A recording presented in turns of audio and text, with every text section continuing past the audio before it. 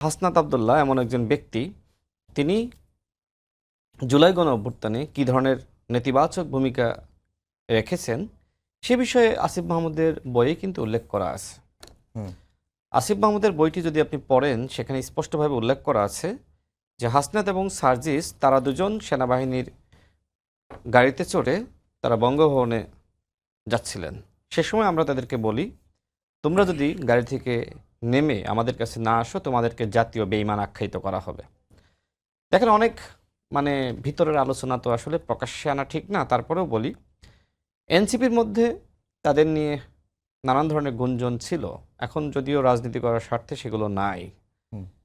এই দুজন কিন্তু সবসময় চেয়েছে যে আওয়ামী লীগ ক্ষমতায় টিকে থাকুক, তারা কোটা সংস্কার আন্দোলন সফল হোক সেটা চেয়েছিল, কিন্তু গণ অভ্যুত্থান হোক সেটা চায়নি। এবং এর প্রমাণ তো 19 জুলাই তারা তো মন্ত্রীদের সাথে সংলাপ করে আসলো।